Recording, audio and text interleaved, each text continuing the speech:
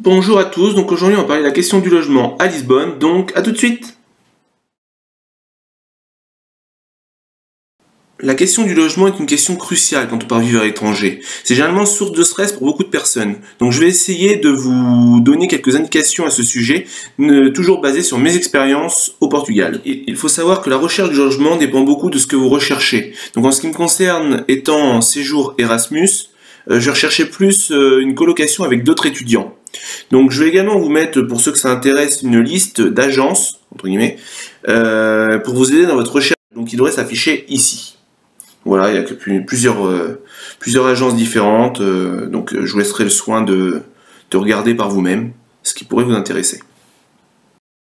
Donc maintenant, on va s'intéresser à la question du loyer. Donc cela dépend toujours du type de logement que vous recherchez.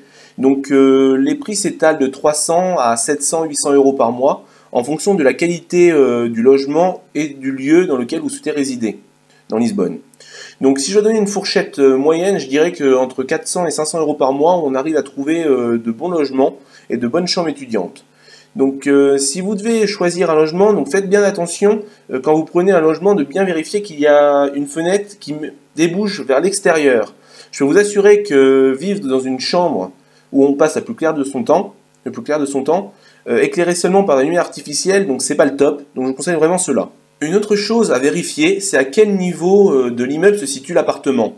Évitez tant que possible les rez-de-chaussée afin d'éviter tout ce qui s'apparente à des cafards ou à des souris. Et je peux vous assurer que c'est pas la partie la plus agréable quand on donne le logement d'avoir ce genre de bestiole.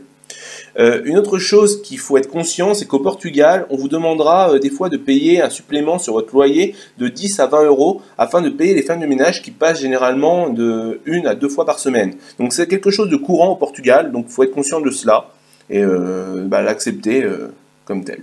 Concernant la caution, donc une des choses que j'aimerais bien vous dire, c'est de ne pas être pressé pour la récupérer. Donc cela peut prendre plusieurs mois après votre départ du logement. Donc ça, c'est à savoir. Il faut également être conscient que généralement une partie de votre caution vous sera prélevée pour pouvoir payer le nettoyage de votre chambre. Même si votre chambre, vous l'avez bien nettoyée de fond en comble, une partie sera quand même prélevée. Donc ça, c'est courant. Donc c'est à savoir. Donc ça peut être 40, 50 euros. Hein, voilà. Donc à savoir.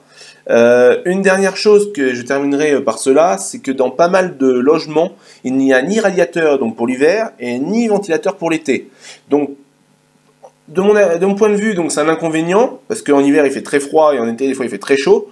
Mais donc c'est quelque chose qu'il faut savoir et qu'il faut s'adapter à la situation. Donc voilà.